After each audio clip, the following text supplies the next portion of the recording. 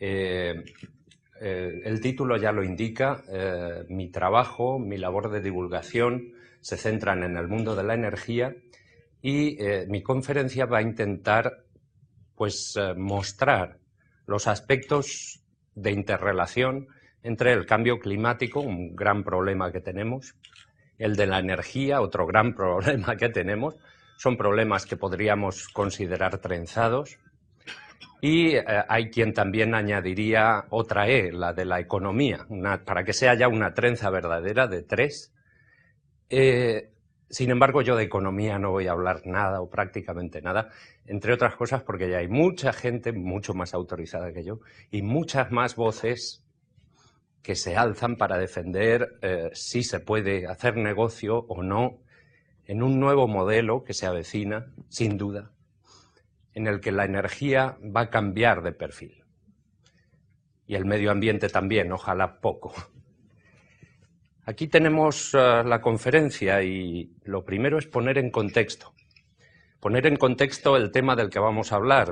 Aquí tenemos este maravilloso mundo, una geosfera a la que le creció ya hace mucho tiempo una hermosa biosfera, un día universalmente, digamos, mundo universalmente diurno, ¿no? A esa biosfera le ha salido lo que podríamos considerar una tecnosfera.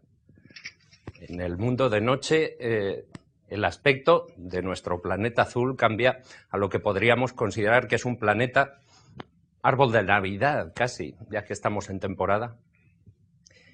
Esta especie favorita, nuestra especie favorita, que se llama a sí misma inteligente, se distingue del mundo de los otros animales en muchas cosas, se supone. Desde mi punto de vista, no tanto en el uso de herramientas ni lenguaje, sino sobre todo, y ahí sí que no hay discusión alguna, en el uso de energía.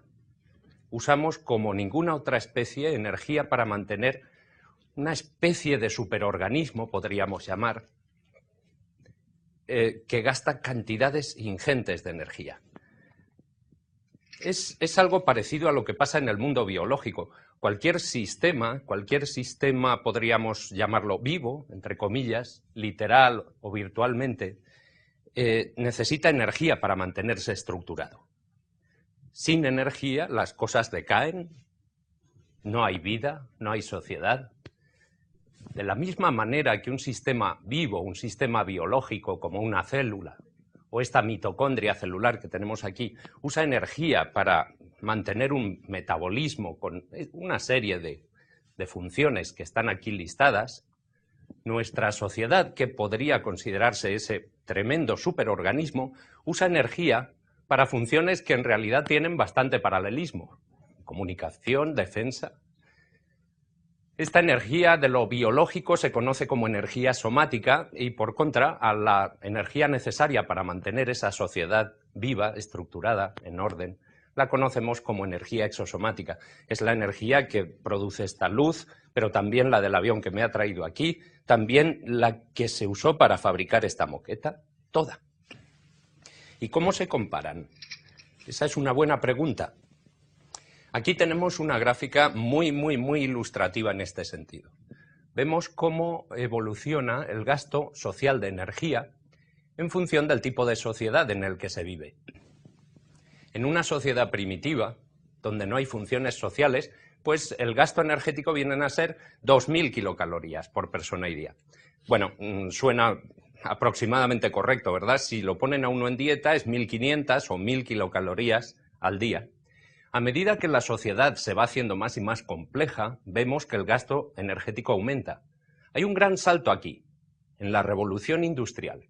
Cuando un tal James Watt reinventa una máquina que había inventado un tal Newcomen, que a su vez se había basado en otros antes, hay un salto cualitativo muy importante. Y un nuevo salto cuando pasamos a las sociedades industriales modernas. Pero también hay otro mensaje aquí, y es que hay sociedades industriales modernas y sociedades industriales modernas. El modelo americano de consumo da pie a un gasto energético que viene a ser sustancialmente mayor que el de otras sociedades, digamos, ricas, prósperas, modernas, democráticas. De manera que, si pegamos el salto de lo biológico, puramente biológico, a nuestra sociedad actual, vemos que para mantener nuestra sociedad viva gastamos 100 veces más. 100, 2 órdenes de magnitud son necesarios por persona y día, está normalizado, para mantener esta sociedad estructurada que nuestro cuerpo serrano. Esa energía que viene a ser, bueno, esto es potencia, digamos a finales del siglo pasado, alguien estimó, menudos números, ¿no? ¿Cuánta energía gasta el mundo?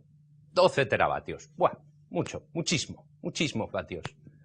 ¿Y de dónde procede esa energía? Pues aquí se ve, perdón por el inglés, pero es que ya en ciencia todo está en inglés, que si sumamos petróleo, carbón y gas natural, los 3 primeros, tenemos un 85%. El 85% de la energía que nos mantiene la sociedad viva y estructurada procede de combustibles fósiles. Eso es uno de los datos claves que tenemos que tener en cuenta. A su vez, los expertos nos dicen que allá para mitad de este siglo el consumo de energía se habrá más que doblado, más del doble de esos 12 teravatios. Bien, es una situación, digamos, interesante, pero a mí me gusta dar idea de por qué pasan las cosas o qué significa eso, más del doble. ¿Cómo pueden los expertos estar tan seguros? O sea, todo el mundo lo sabe. ¿No podemos curvar el gasto energético, gastar algo menos gracias quizá al ahorro energético? Pues, en definitiva, aunque es absolutamente injusto resumir una respuesta en una sola palabra, en este caso, y siendo un poco simplificador, voy a resumir la respuesta en una palabra. ¿Por qué todos los analistas están de acuerdo en que nuestro mundo global va a seguir gastando más y más energía? En una palabra, China. Y si quieren 2 palabras, pues serían China y la India. El consumo global va a seguir subiendo. Y no es justo que le digamos a los chinos que no consuman porque per cápita gastan menos que nosotros. ¿Y por qué hacemos esto? ¿Por qué gastamos tanto? Hombre, pues porque se vive mejor. El gasto energético supone calidad de vida y esta gráfica lo resume perfectamente. Aquí tenemos el índice de desarrollo humano, que es un índice desarrollado por la ONU, que no solo tiene en cuenta factores económicos, sino también de verdadera calidad de vida, alfabetización, por ejemplo, esperanza de vida. Ese índice es mayor cuanta más electricidad se consume. Aquí tenemos el consumo de electricidad por habitante y año. ¿Vale? Pero no por gastar el doble de energía se vive el doble mejor. Es decir, esta gráfica no es una línea recta. Claro que los países del tercer mundo están aquí y los ricos allá, pero está marcadamente curvada, es decir, no hace falta gastar tremendas cantidades de energía para vivir bien. ¿Ya han encontrado España?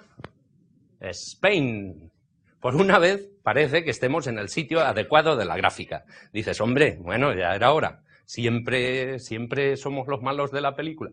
No, estamos ahí bastante bien.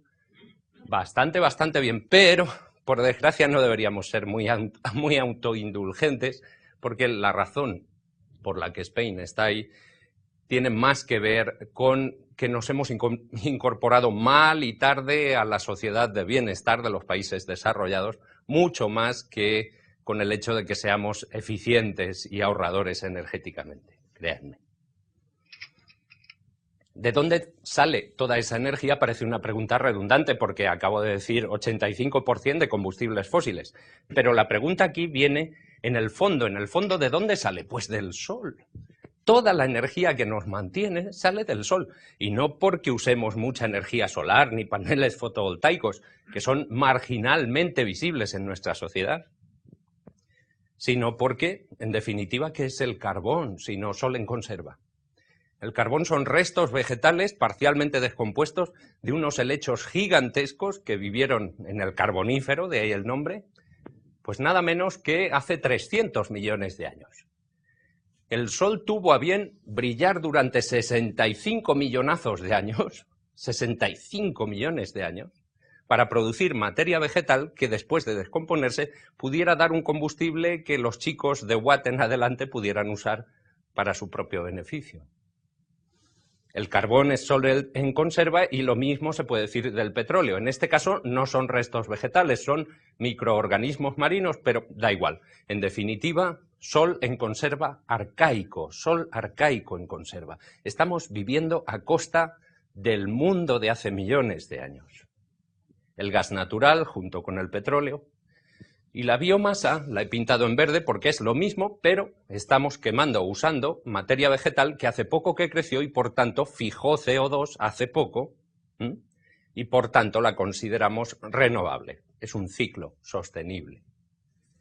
¿Qué más fuentes de energía tenemos? Bueno, hidroeléctrica y eólica son el resultado de un vigoroso clima cuyo motor es el sol. De manera que las únicas fuentes de energía que no son de origen, digamos, solar, serían estas, la nuclear, la geotérmica y las mareas en menor medida. Así que llevamos un siglo, que es esa 10.000ª parte de millón de años, quemando nuestro capital de combustibles fósiles. Y ahí la palabra capital está subrayada, no es una renta. Los combustibles fósiles no son una renta, o si son una renta los plazos son tremendamente largos. Es el capital de combustibles fósiles el que hay y no tenemos más. Estamos gastando nuestro capital. Obviamente que esta pregunta es retórica, ya me imagino que ustedes se imaginan que a la pregunta ¿es sostenible esta situación? Yo voy a responder con un rotundo no. Por supuesto que no es sostenible. Pero no se trata aquí de dogmatismo, no se trata de una posición dogmática, se trata de recoger la opinión de los expertos, de los científicos y ver por qué no es sostenible la situación de nuestro consumo masivo de combustibles fósiles. Hay muchas razones, voy a analizar por parte. La primera, o la que más me gusta a mí, es esta. Porque, bueno, como aquel anuncio antiguo, el quemar se va a acabar. Eso no cabe duda, es decir, en el futuro nuestra sociedad no vivirá de quemar petróleo. Y lo sabemos porque es un recurso limitado. Esto es una gráfica que yo leí en la prestigiosa revista Science en 1998 y que fue el punto de partida para mi trabajo de divulgación. Cuando yo leí este artículo pensé, esto lo tengo que contar a la gente. Y era una gráfica que, por una parte, resumía el trabajo de un geólogo americano, King Hubert. Este hombre de aquí había trabajado para multinacionales estadounidenses durante años y se preguntó, una pregunta muy lógica, ¿cuánto petróleo queda en el subsuelo norteamericano y hasta cuándo tendremos? ¿Hasta cuándo tendremos? ¿Qué quiere decir? ¿Cuándo se agotará? Bueno, o cuándo llegaremos al punto de producción máxima. Él desde el principio supo ver que el punto crítico es este máximo.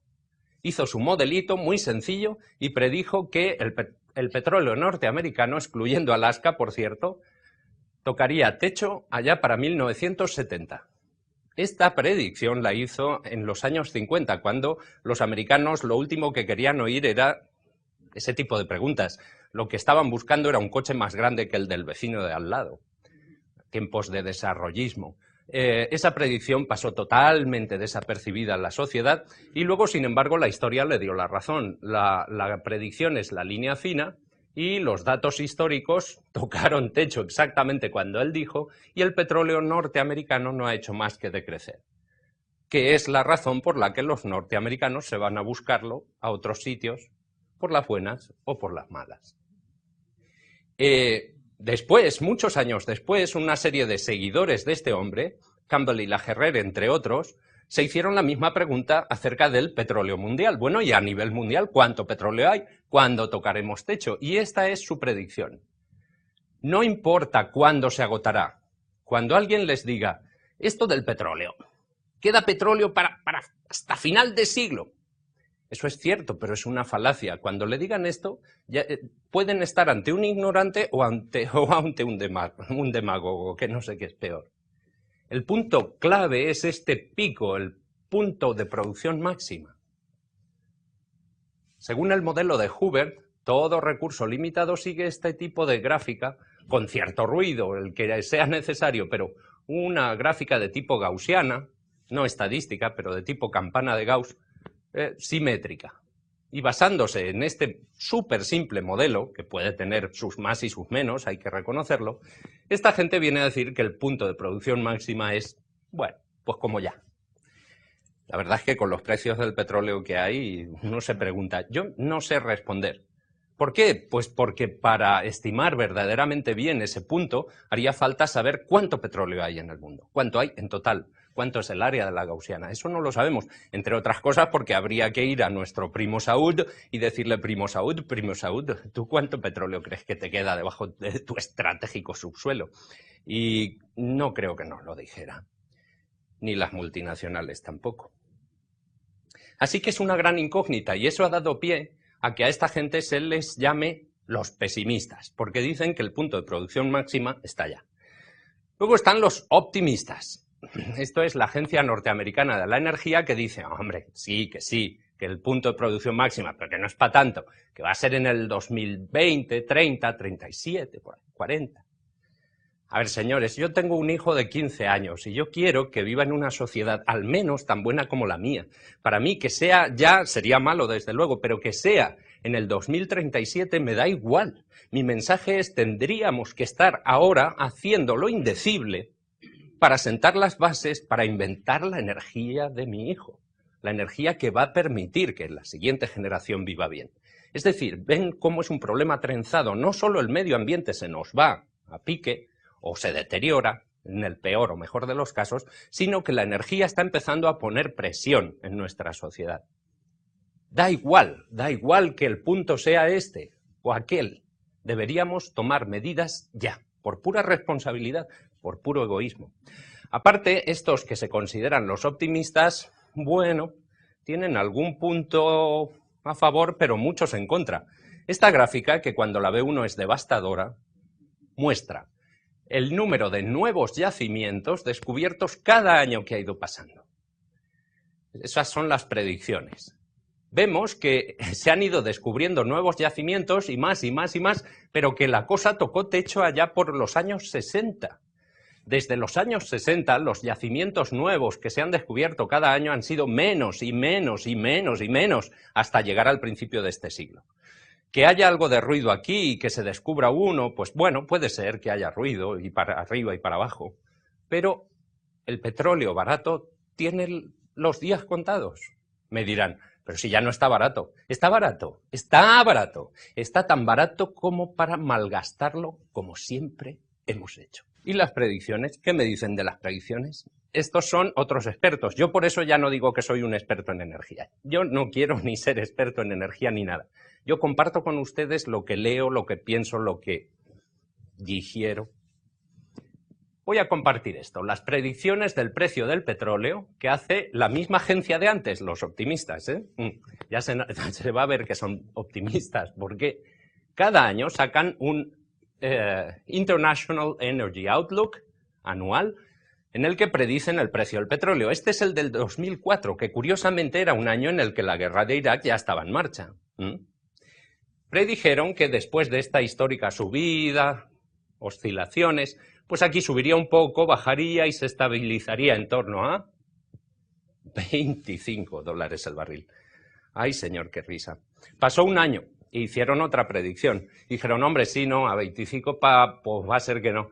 No, pues sí, subirá un poco más hasta 40 y luego bajará, se estabilizará en torno a 35. Eso en el 2005. Yo esta conferencia la he ido dando ya hace años. Y recuerdo decir: estoy deseando ver la predicción del 2006. Pues la del 2006 viene a ser lo mismo. Sí, no, claro. No, sí, subirá hasta 50, luego bajará y se volverá a estabilizar. Por favor, es que no aprenden nada los expertos. O sea, ¿en qué se basan para hacer esto? Y a última hora he pescado la IEO del 2007. Ah, no, la del 2006 por primera vez daban una horquilla de precio alto y precio bajo, menos mal. Pero lo que predecían era esto, que es lo que les he puesto aquí, ¿vale? La del 2007, bueno, más de lo mismo, o sea, parece que esto no tiene remedio.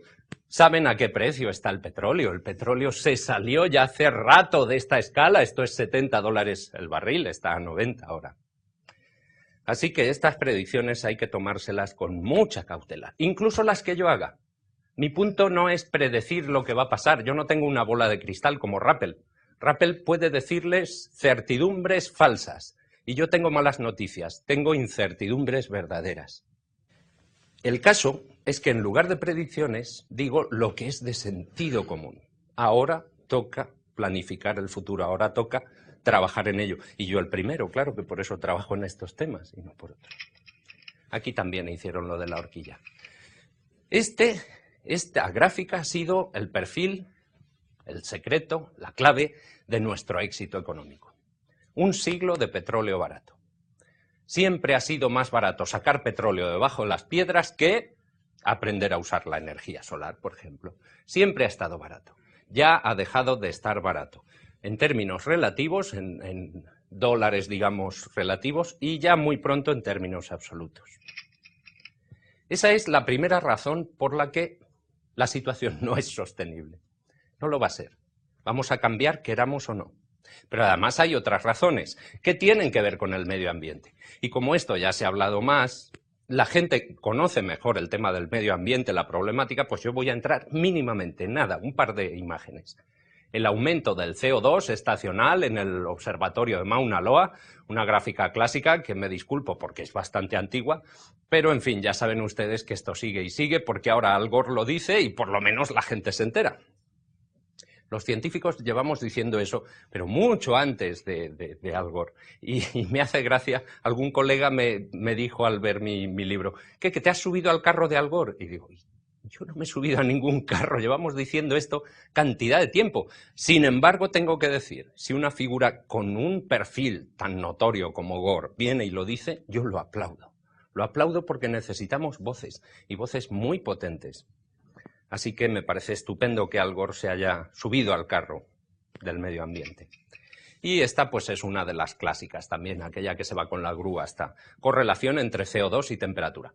Es decir, el medio ambiente es otro de los factores por los que la situación de consumo de combustibles fósiles no es sostenible. Pero además me gusta enfatizar otras razones que normalmente la gente no suele percibir.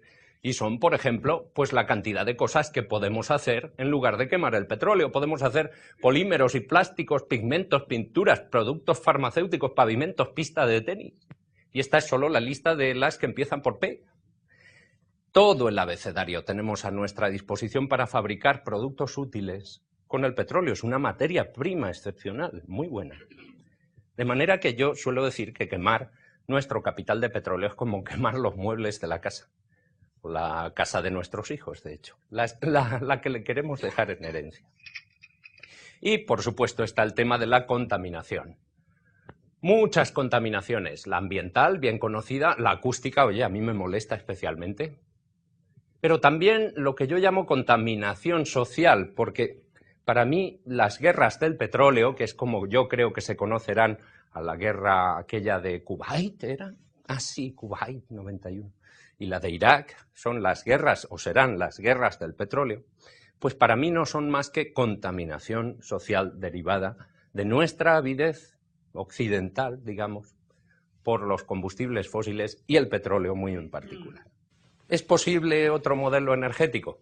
La respuesta es que sí, categóricamente sí. Pero claro, esto ya se lo imaginaban y lo duro es demostrarlo. Yo no puedo demostrar nada, pero sí puedo mostrar por qué creo que sí es posible otro modelo energético.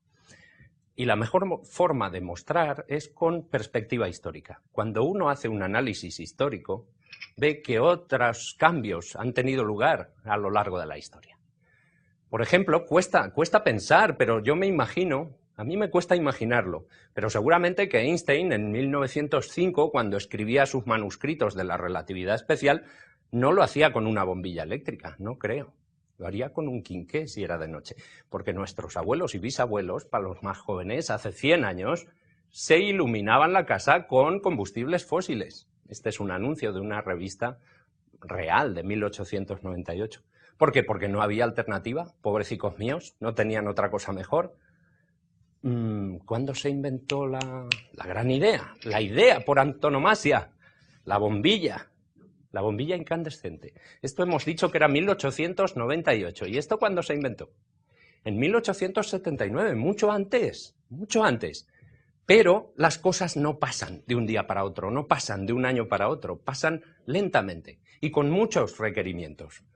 Para empezar hace falta la inventiva de Edison, que inventó esa... Por cierto, una pequeña digresión que a mí me gustan.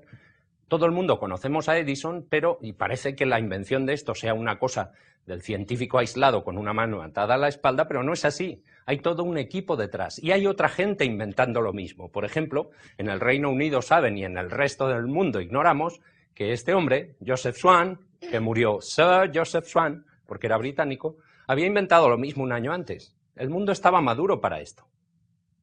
Pero no es suficiente con inventar eso. Yo me imagino al pobre Edison con la bombilla en la mano y diciendo, bueno, ¿y ahora dónde coño enchufo esto? O sea, ¿dónde iba a enchufar? Ahora se nos dice lo mismo con el hidrógeno. Vale un coche de hidrógeno, pero habrá que hacer hidrogeneras. ¡Joder, qué coñazo! Habrá que hacer toda una infraestructura. Ya se ha hecho, señores. Se ha hecho muchas veces en la historia. La cuestión es que queramos hacerlo, es que demos el primer paso. Todo largo camino comienza con un primer paso, dicen los orientales, ¿no? Pues ahí estamos, ya nos hace falta el primer paso.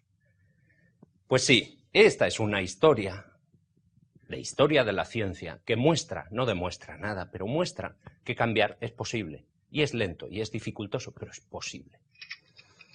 Así que mi conclusión es que después de ese siglo de arduo trabajo, nuestra especie favorita ha conseguido trasladar el problema de dentro de las casas afuera a la calle. O sea, fijaros si somos brillantes, ¿eh? Somos la leche de especie. En un siglo nos ha costado trasladar el problema de dentro afuera, pero tenemos un problema, porque somos muchos. Pero no está bien que yo llegue aquí y ala, os inunde con, permitidme el tuteo, yo estoy siempre más cómodo, ala, con datos y problemas y ala. Algo habrá que hacer, ¿no? A cada uno que se le pregunte podría dar una lista de cosas diferentes. La mía es esta. ¿Alguna solución? ¿Da alternativas? ¿Qué hacemos? Pues sí, no es una sola solución. Tiene que venir de muchos sitios las soluciones. Una pata del taburete este sería combustibles más limpios, para empezar. Yo trabajo en el hidrógeno y entonces voy a hacer un poquito más de divulgación del hidrógeno, pero solo porque lo conozco más, no porque sea corporativista, y ya verán que lo voy a criticar, de hecho. Combustibles más limpios, pero también fuentes primarias renovables. Y finalmente, si no lo primero, ahorro y eficiencia energéticos. Son tres grandes avenidas de acción que necesitamos en paralelo para intentar resolver este problema. Bien, combustibles más limpios. Para empezar, tenemos a corto plazo los biocombustibles. El biodiesel, que procede de, digamos, aceites o plantas oleaginosas, se añade al diésel. Ojo que suele ser un 10-20% renovable, porque es también diésel del petróleo, es una mezcla. El biodiesel de aceites al diésel y el bioetanol que procede de, digamos, azúcares o almidones, cereales, etcétera, maíz, la crisis del maíz, la tortilla, la crisis de la tortilla se conoce ya. Pues el bioetanol que se añade a la gasolina. Ese es el panorama inmediato de biocombustibles. Pero recientemente se va hablando del hidrógeno como el combustible del futuro. Y yo le he puesto aquí media interrogación. En parte porque es más cómodo que buscar la otra interrogación aquí, pero en parte porque yo no sé si es seguro que sea el combustible del futuro o no. Así que lo dejamos en media interrogación.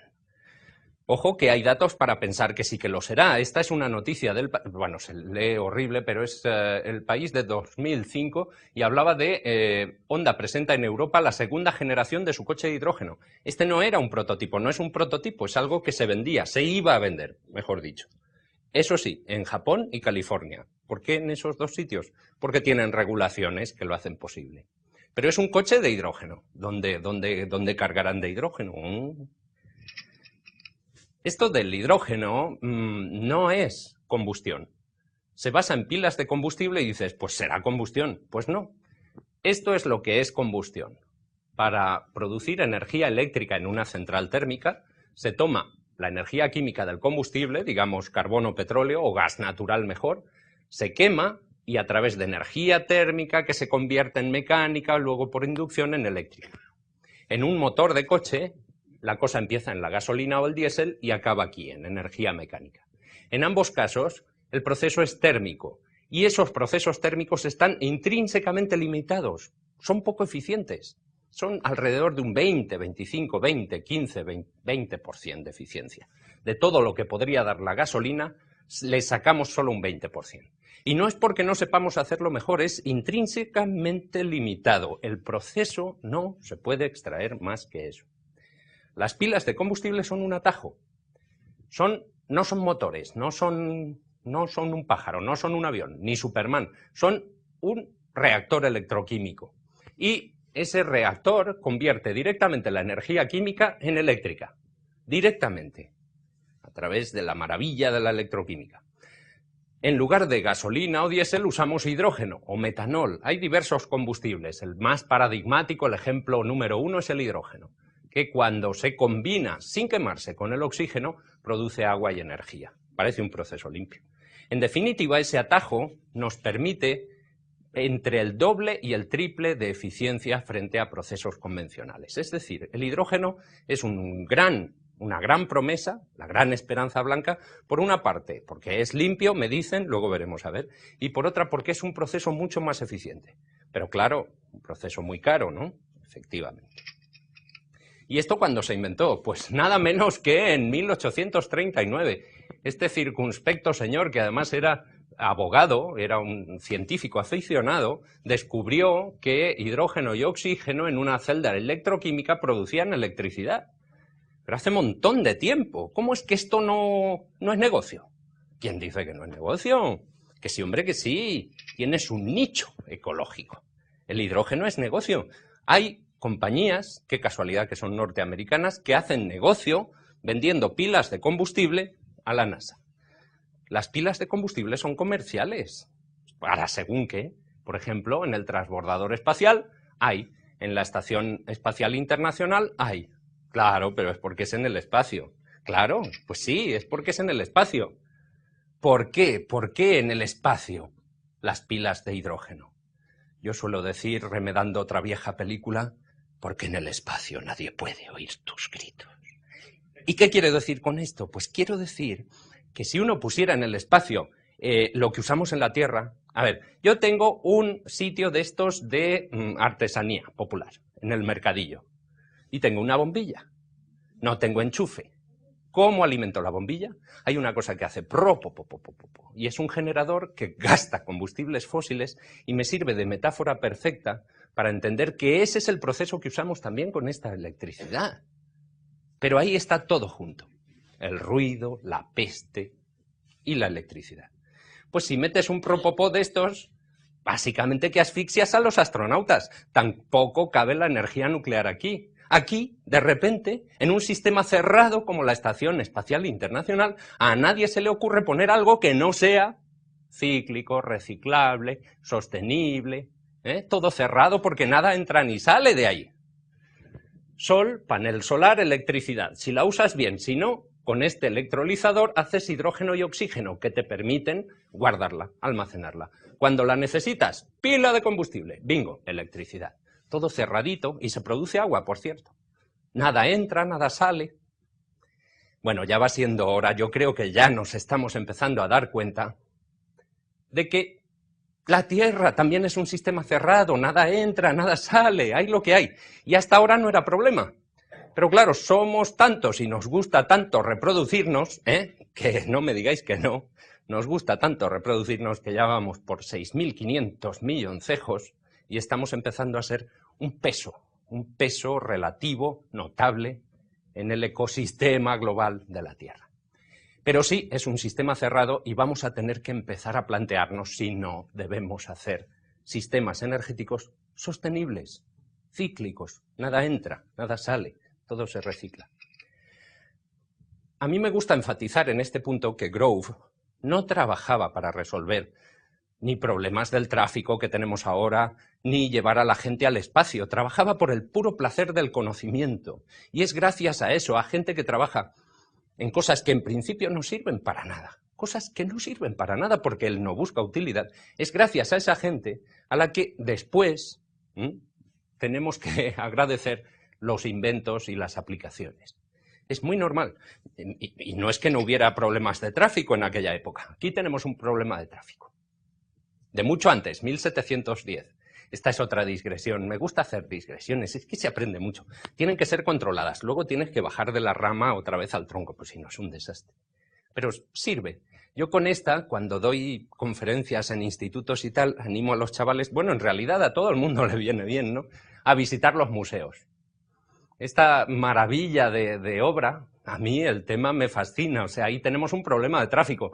Los cocheros a punto de agredirse. Estos están mediando o azuzándolos. ¿Es eso un juez? ¿Hay cristales en las ventanas en 1710? Parece que haya, porque esto parece... Ya se había inventado el vidrio. Y en 1610, y en 1510, y en 1410, ¿cuándo se inventó el vidrio? Son como preguntas que te surgen.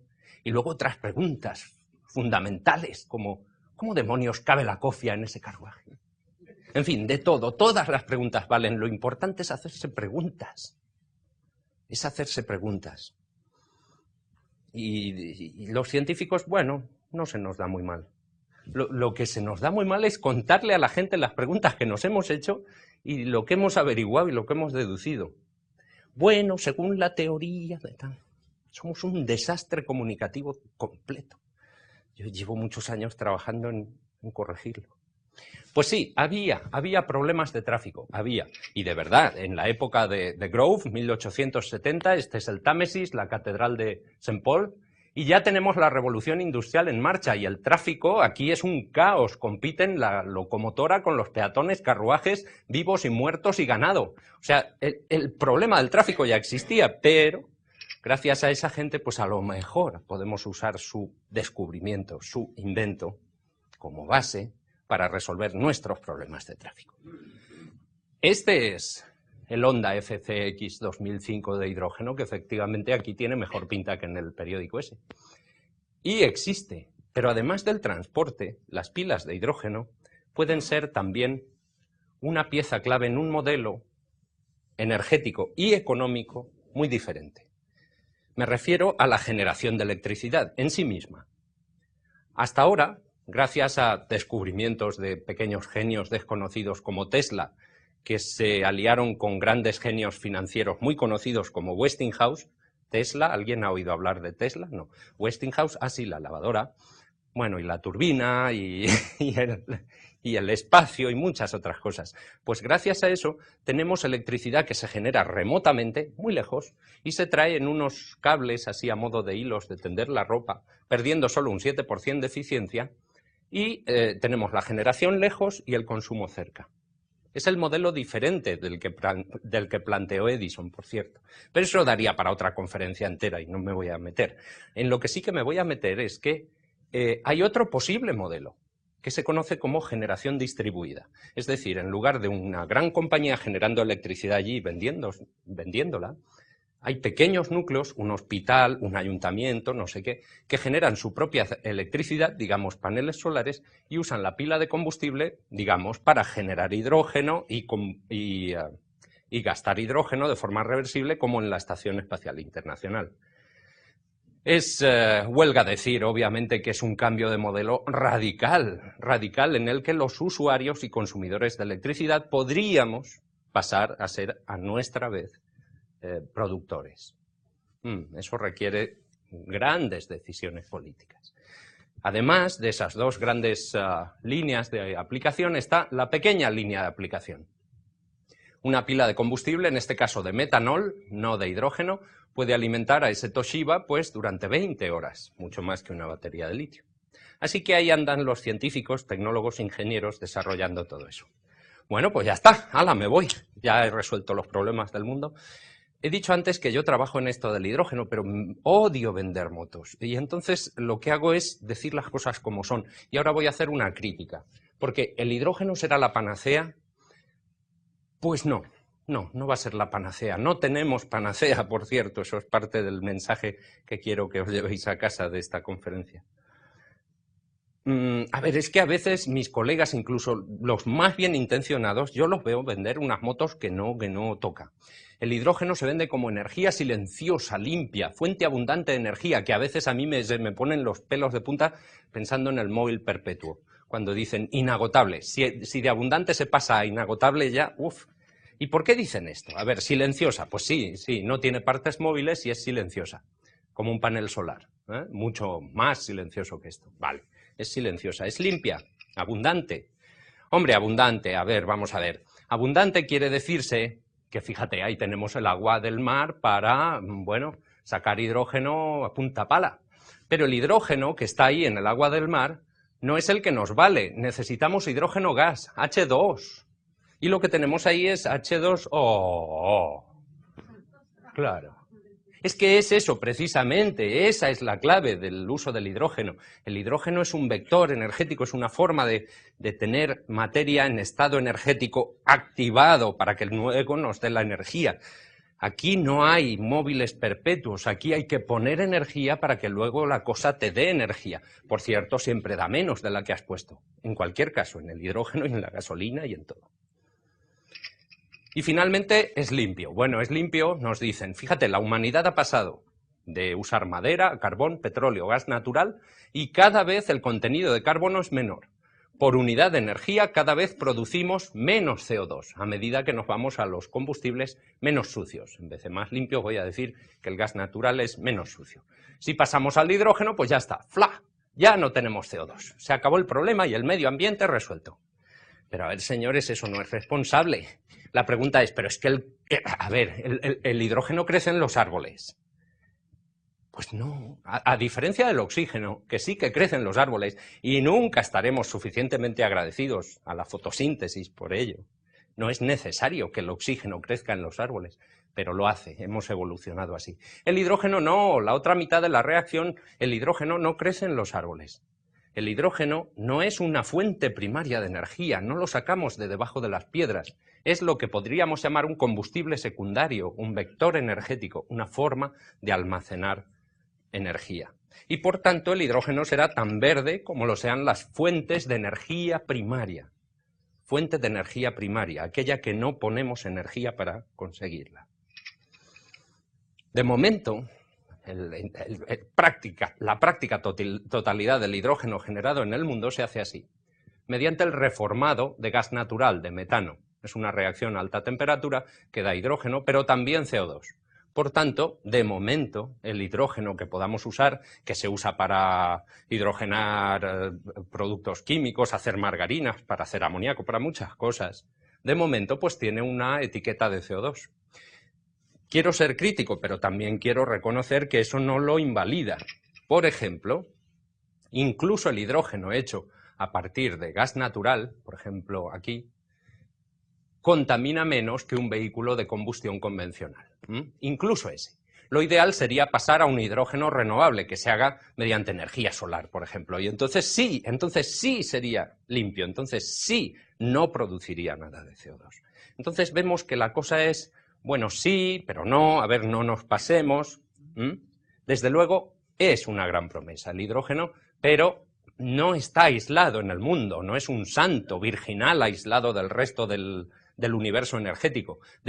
Será una pieza clave en un rompecabezas muy complejo en el que las energías renovables tendrán que jugar su propio papel. Y en eso el hidrógeno no es diferente de la electricidad. Muchas veces, ¿cuántas veces algún ingeniero nos habrá dicho que la electricidad es una fuente, bueno, ingeniero o quien sea, vaya, no quiero decir, una fuente limpia de energía? Bueno, la electricidad no es una fuente, para empezar, y luego limpia, pues depende de dónde la saques. Esta gráfica es el tipo de gráfica que nunca hay que sacar en una conferencia como esta. Porque la gente dice, ¿cuántas? Yo el primero, ¿cuánto número? ¿Qué es eso? Bueno, pero la he sacado para ver ciertos recursos pedagógico-divulgativos. Concéntrense en la última línea que dice porcentaje. A nivel global, la electricidad que se produce en el mundo en el año 2000, el cambio de siglo, era procedente de fuentes, digamos, térmicas, es decir, quemando combustibles fósiles, un 66,6%. Hidroeléctrica un 21%, nuclear un 11% y otras, o sea, renovables un 1%. Entonces, claro, eso yo lo puedo decir y ustedes, vosotros lo comprendéis sin ningún problema. Pero a mí se me olvidan esos números, de verdad.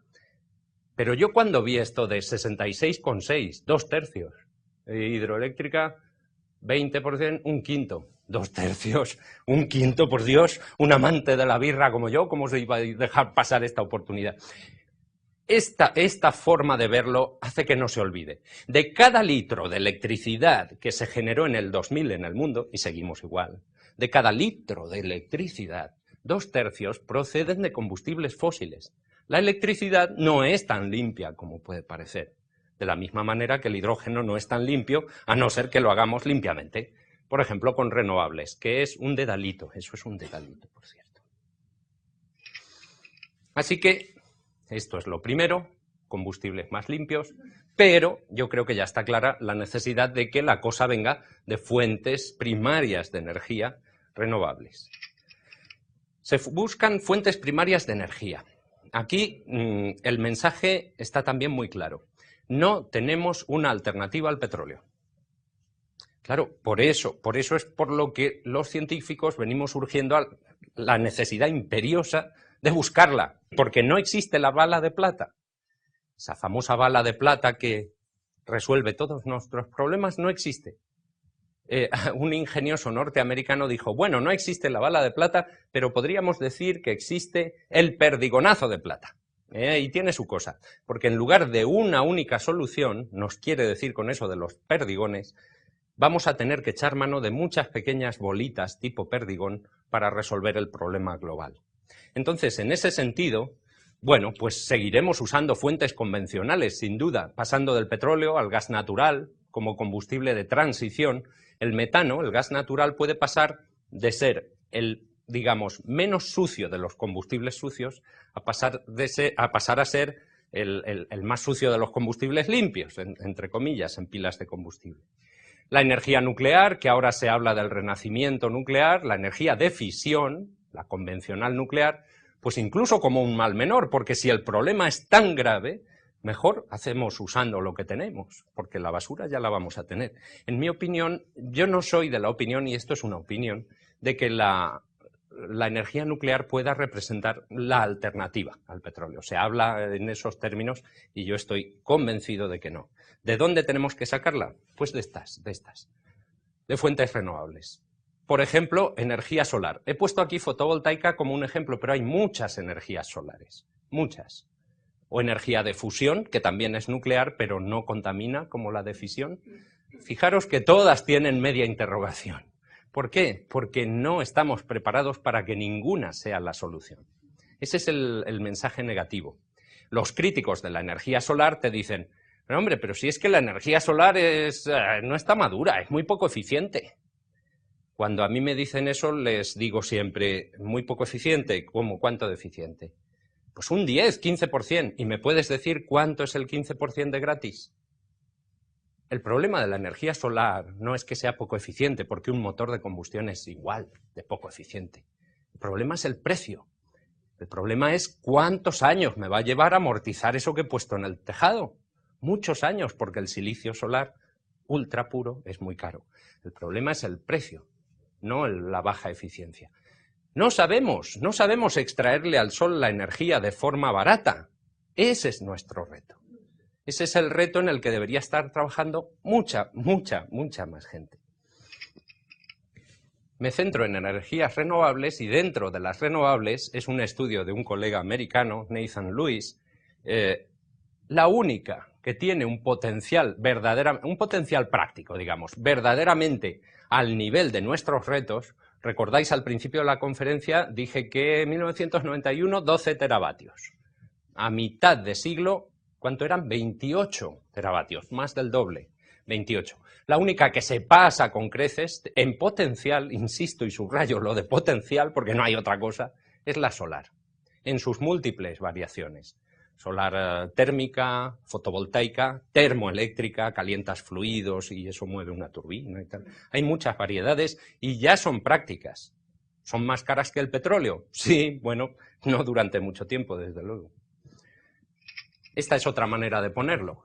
Arriba el cubito negro es nuestro consumo anual de energía y vemos que el gas natural, el petróleo, el uranio también son fuentes limitadas, hay el que hay. Carbón hay más, pero contamina más y desde el punto de vista medioambiental es tremendamente negativo, y el potencial de la solar es muy por encima de las necesidades. Aquí está resumido.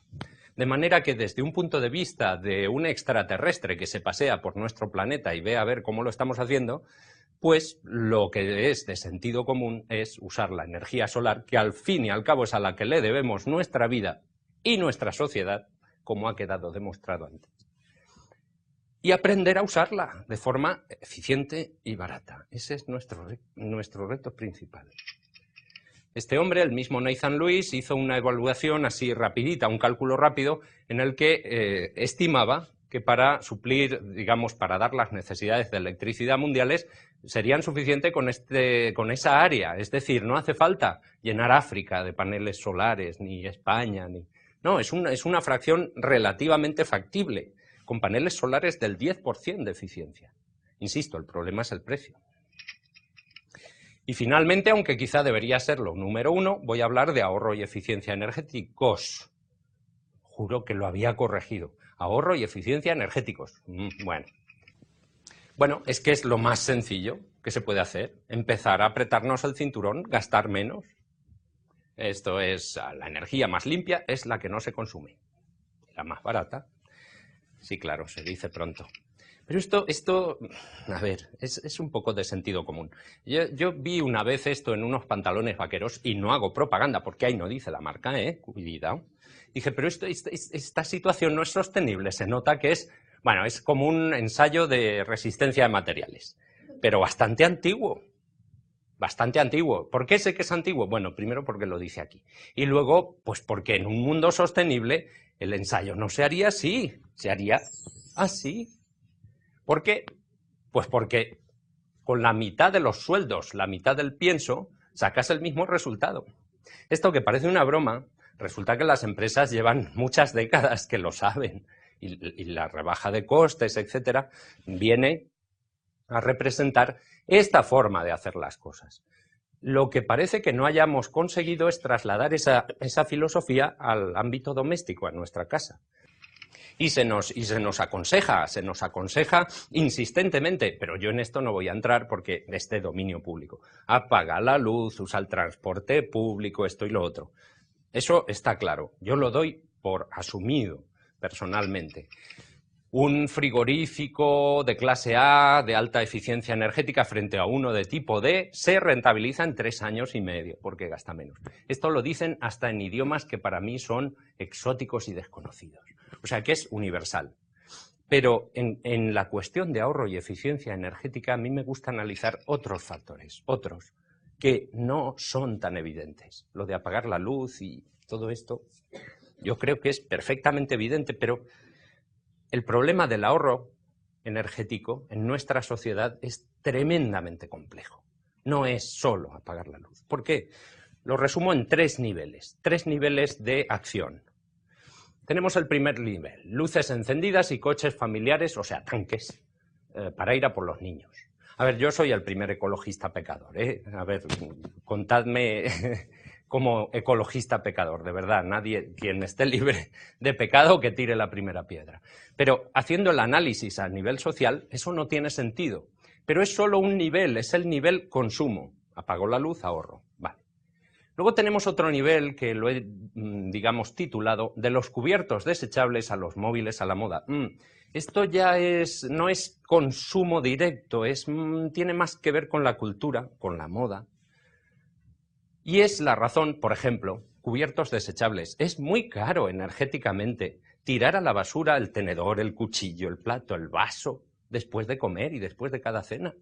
Y es lo que se hace en el modelo norteamericano. ¿Recordáis que se les salía la gráfica? Pues esa es una de las razones. El modelo consumista norteamericano da pie a grandes PIBs. Es decir, cuchara de plástico, PIB que sube. Transacción comercial, PIB que sube. Divorcio, PIB que sube. Terremoto, PIB que sube. Pero todas esas cosas requieren un gasto energético. Es decir, un móvil que se desecha al año y medio porque ha salido uno que hace las fotos y hace otras cosas polifónicas increíbles, es un derroche energético. El PIB mejora, pero el planeta sufre. Es así, esto es una realidad y yo creo que es de responsabilidad decirlo. Es otro nivel, pues todavía hay otro nivel, más cultural y menos de consumo, que es el que titulo Partidos de fútbol o el reinado de lo prescindible. A ver, no quiero decir que el fútbol sea prescindible. Yo tengo un primo, ojo que, perdón, este chiste, os lo juro, os lo aseguro, este chiste lo hice antes que lo del primo de Rajoy, me hizo muchísima gracia. Yo ya lo había inventado. Tengo un primo que es abogado y cuando yo le decía, pero hombre, el fútbol, gastamos tanta energía en el fútbol, tantos medios, capital humano, hay un partido amistoso en Göteborg, cada medio lleva, ¡buah!, al menos 2 o 3 personas en avión. Y él me decía, pero Pedro, el fútbol tiene un papel social. Y me convenció. Mi primo, José Francisco, me convenció de que el fútbol tiene un papel importante socialmente. Entonces, pero sigue siendo verdad, vivimos en el reinado de lo prescindible, por el fútbol y por 20.000 otras cosas. Si hubiera, yo me imagino que si hubiera tanta gente como se dedica a prensa de tono rosa o amarillo, investigando en energía solar, iríamos mucho mejor, tendríamos más futuro como especie favorita e inteligente. Pero no es así, vivimos en el reinado de lo prescindible. Y para contraargumentar a mi primo, me sirvió perfectamente esta noticia. Esta noticia apareció en un periódico catalán, escrita, redactada por alguien que está en mi mismo lado de la trinchera, del mismo lado, del ahorro y la eficiencia energéticos. Un periodista que decía a los catalanes: la reducción del consumo en los hogares catalanes permitiría iluminar el Camp Nou durante 400 temporadas. Y yo lo leí y dije, gracias, pero es que está al revés. Y si los partidos de fútbol se jugaran el domingo por la mañana, ¿cuántos hospitales y colegios se podrían iluminar? ¿Veis lo que quiero decir? O sea, mi primo tiene razón, pero el fútbol no está ahí porque sea algo socialmente útil. Está porque es negocio. Y tenemos que empezar a pensar en algo más que el mercado. El mercado también. Es decir, yo no soy ni comunista, leninista, ni marxista, no sé cuantaísta, que esto ya está superado. Pero hay algo más que el mercado. Por Dios, y está clarísimo. Y esto ya a estas alturas debería de estar súper claro. El siglo XXI se inauguró con un World Watch Institute que daba estos signos vitales preocupantes.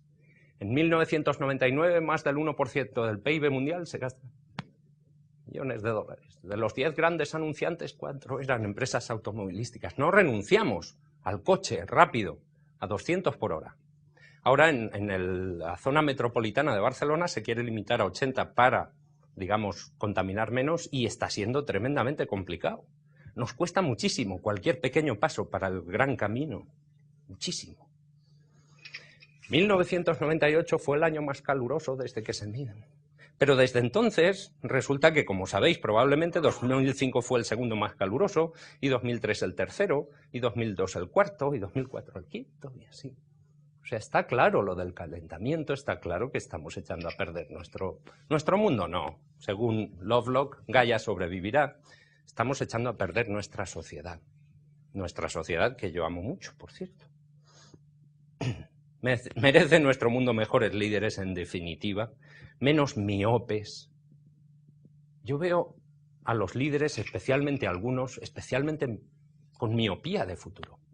Este es un ejemplo. En el estado, en Washington DC, 2003, el presidente George W. Bush, o sea, Jr., en su discurso del Estado de la Unión, tomó una gran iniciativa.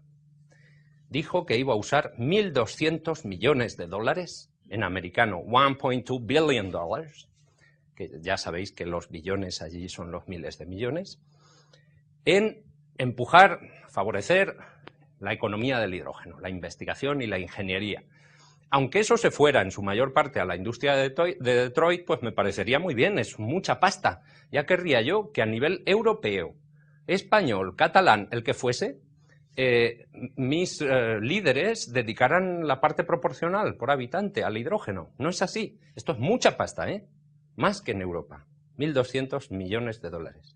Pero es que 3 meses después, el mismo presidente Bush pidió a su pueblo, al pueblo de los Estados Unidos, vía ruego al Congreso, permiso para gastar 75.000 millones de dólares.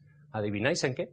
Pues en arrancar y prolongar durante unos meses la guerra de Irak. Era para empezar la guerra de Irak. 75.000 millones. A estas alturas, que ya no hay guerra en Irak, ya lo sabéis, cada año se sigue gastando una parte parecida.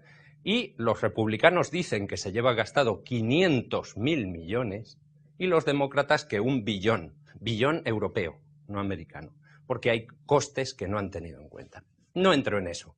En lo que voy a entrar, en lugar del baile de cifras, es en la forma gráfica de decir esto. Yo me resisto a poner esto y confiar en que, como ya sabemos matemáticas, 1.275.000, pues ya sabemos. No, quiero mostrarlo de una manera gráfica. Pero claro, hacer un diagrama de barras con 2 barras me parecía muy patético. Y lo que hice fue aprovechar, pensé, uy, mira, 12, voy a poner esto en font 12 y esto en la font proporcional 750. Esto es lo que gastó Bush para el hidrógeno y esto es para el principio de la guerra, para el principio. Insisto en que ahora reconocidos son 500.000 millones de dólares. Si su padre, literalmente, hubiera gastado ese dinero, 500.000 millones de dólares, en el hidrógeno y la energía solar, a lo mejor no le había hecho falta a su hijo irse a Irak a buscar el petróleo. Así que este es el resumen de cómo mi admirado El Roto, filósofo del dibujo, ve el mundo, que se parece mucho a cómo yo creo que está. Hace falta despertar. Ojo que no hace falta ser una gran potencia para despertar. En Islandia puede estar teniendo lugar, o en Canadá también ahora, quizá en la Unión Europea también, un principio de cambio de sistema. ¿Cómo? Pues resulta que en Islandia hay un consorcio estratégico entre lo mejor de cada casa, petroleras, hidroeléctricas, el gobierno islandés, para hacer de Islandia un país independiente de combustibles fósiles. ¿Cómo? Con su energía primaria, para empezar, que tiene mucha renovable, geotérmica e hidroeléctrica, mucha, es un buen punto de partida, y con el hidrógeno como un vector energético que movería autobuses, coches e incluso la flota pesquera, que es otra de las riquezas del país. Entonces, un pequeño país como Islandia podría, la verdad es que tienen dificultades, ¿eh? No es un camino de rosas, ni siquiera para un país que puede ser el banco de pruebas y que tiene todo a favor. Esto fue una idea de un tal profesor Bragi Arnason, que en los años 70 postuló la posibilidad de usar el hidrógeno como vector energético allí. Se le cachondeaban llamándole profesor hidrógeno. Es lo que suele pasar. Pero este hecho nos recuerda pues esta frase que a mí me gusta mucho, que la utopía no está para ser alcanzada, sino para marcar el camino. Esta nos redime un poco a los utópicos, porque yo sin esa frase yo no podría dar esta conferencia. En definitiva, como conclusión, yo creo haber mostrado, que no demostrado, que estamos abocados a un cambio, estamos a punto de tener que hacerlo urgentemente, un cambio que va a representar una reevolución tecnológica, que la tecnología de generación de energía va a cambiar, lo queramos o no, y que tendrá que estar impulsada por revoluciones científicas. Eso me lo tienen que creer, porque siempre ha sido así. Y queda mucho por hacer, desde luego.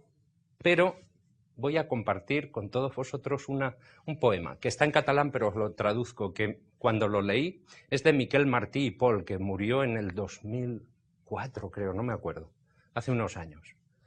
Y cuando lo leí pensé que lo había hecho adrede para esta conferencia. Dice: en soledad, pero no solitarios, reconducimos la vida con la certeza de que ningún esfuerzo cae en tierra estéril, árida, baldía. Llegará el día en que alguien beberá a manos llenas el agua de luz que brote de las piedras de este tiempo nuevo que ahora esculpimos nosotros. pues gracias a Martí y gracias a todos vosotros.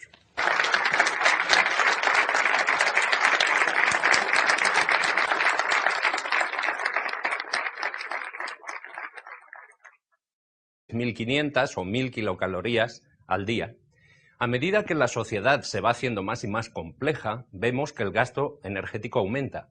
Hay un gran salto aquí, en la revolución industrial. Cuando un tal James Watt reinventa una máquina que había inventado un tal Newcomen, que a su vez se había basado en otros antes, hay un salto cualitativo muy importante. Y un nuevo salto cuando pasamos a las sociedades industriales modernas. Pero también hay otro mensaje aquí, y es que hay sociedades industriales modernas y sociedades industriales modernas. El modelo americano de consumo da pie a un gasto energético que viene a ser sustancialmente mayor que el de otras sociedades, digamos, ricas, prósperas, modernas, democráticas.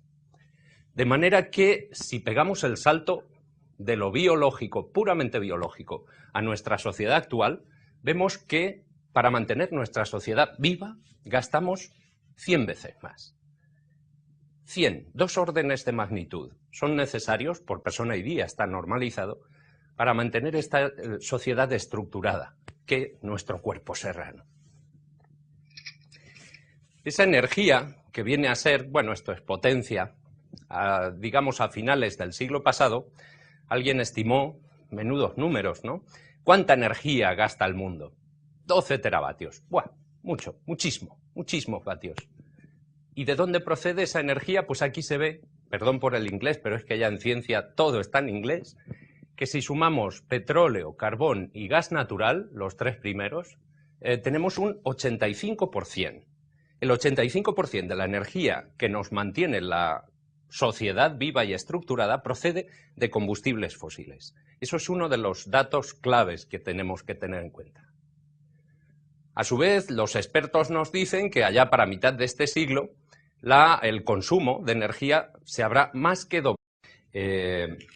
El título ya lo indica, mi trabajo, mi labor de divulgación se centran en el mundo de la energía y mi conferencia va a intentar mostrar los aspectos de interrelación entre el cambio climático, un gran problema que tenemos, el de la energía, otro gran problema que tenemos, son problemas que podríamos considerar trenzados, y hay quien también añadiría otra E, la de la economía, para que sea ya una trenza verdadera de 3. Sin embargo, yo de economía no voy a hablar nada o prácticamente nada, entre otras cosas porque ya hay mucha gente mucho más autorizada que yo y muchas más voces que se alzan para defender si se puede hacer negocio o no en un nuevo modelo que se avecina, sin duda, en el que la energía va a cambiar de perfil. Y el medio ambiente también, ojalá poco. Aquí tenemos la conferencia y lo primero es poner en contexto. Poner en contexto el tema del que vamos a hablar. Aquí tenemos este maravilloso mundo, una geosfera a la que le creció ya hace mucho tiempo una hermosa biosfera, un día universalmente, digamos, mundo universalmente diurno, ¿no? A esa biosfera le ha salido lo que podríamos considerar una tecnosfera. En el mundo de noche, el aspecto de nuestro planeta azul cambia a lo que podríamos considerar que es un planeta árbol de Navidad, casi, ya que estamos en temporada.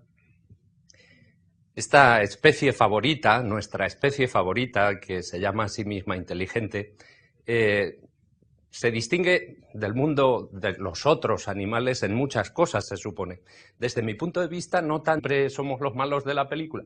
No, estamos ahí bastante bien, bastante bien, pero por desgracia no deberíamos ser muy autoindulgentes, porque la razón por la que Spain está ahí tiene más que ver con que nos hemos incorporado mal y tarde a la sociedad de bienestar de los países desarrollados, mucho más que con el hecho de que seamos eficientes y ahorradores energéticamente, créanme. ¿De dónde sale toda esa energía? Parece una pregunta redundante porque acabo de decir 85% de combustibles fósiles. Pero la pregunta aquí viene en el fondo. ¿En el fondo de dónde sale? Pues del Sol. Toda la energía que nos mantiene sale del Sol. Y no porque usemos mucha energía solar ni paneles fotovoltaicos, que son marginalmente visibles en nuestra sociedad, sino porque, en definitiva, ¿qué es el carbón sino Sol en conserva? El carbón son restos vegetales parcialmente descompuestos de unos helechos gigantescos que vivieron en el Carbonífero, de ahí el nombre, pues nada menos que hace 300 millones de años. El Sol tuvo a bien brillar durante 65 millonazos de años, 65 millones de años, para producir materia vegetal que después de descomponerse pudiera dar un combustible que los chicos de Watt en adelante pudieran usar para su propio beneficio. El carbón es Sol en conserva y lo mismo se puede decir del petróleo. En este caso no son restos vegetales, son microorganismos marinos, pero da igual. En definitiva, Sol en conserva arcaico, Sol arcaico en conserva. Estamos viviendo a costa del mundo de hace millones de años. El gas natural junto con el petróleo. Y la biomasa la he pintado en verde porque es lo mismo, pero estamos quemando, usando materia vegetal que hace poco que creció y por tanto fijó CO2 hace poco, y por tanto la conto en el uso de herramientas ni lenguaje, sino sobre todo, y ahí sí que no hay discusión alguna, en el uso de energía. Usamos como ninguna otra especie energía para mantener una especie de superorganismo, podríamos llamar, que gasta cantidades ingentes de energía. Es algo parecido a lo que pasa en el mundo biológico. Cualquier sistema podríamos llamarlo vivo, entre comillas, literal o virtualmente, necesita energía para mantenerse estructurado. Sin energía las cosas decaen, no hay vida, no hay sociedad. De la misma manera que un sistema vivo, un sistema biológico como una célula o esta mitocondria celular que tenemos aquí, usa energía para mantener un metabolismo con una serie de funciones que están aquí listadas, nuestra sociedad, que podría considerarse ese tremendo superorganismo, usa energía para funciones que en realidad tienen bastante paralelismo: comunicación, defensa. Esta energía de lo biológico se conoce como energía somática y, por contra, a la energía necesaria para mantener esa sociedad viva, estructurada, en orden, la conocemos como energía exosomática. Es la energía que produce esta luz, pero también la del avión que me ha traído aquí, también la que se usó para fabricar esta moqueta, toda. ¿Y cómo se comparan? Esa es una buena pregunta. Aquí tenemos una gráfica muy ilustrativa en este sentido. Vemos cómo evoluciona el gasto social de energía en función del tipo de sociedad en el que se vive. En una sociedad primitiva, donde no hay funciones sociales, pues el gasto energético vienen a ser 2.000 kilocalorías por persona y día. Bueno, suena aproximadamente correcto, ¿verdad? Si lo ponen a uno en dieta es doblado, más del doble de esos 12 teravatios. Bien. Es una situación, digamos, interesante, pero a mí me gusta dar idea de por qué pasan las cosas o qué significa eso, más del doble. ¿Cómo pueden los expertos estar tan seguros? O sea, ¿todo el mundo lo sabe? ¿No podemos curvar el gasto energético, gastar algo menos gracias quizá al ahorro energético?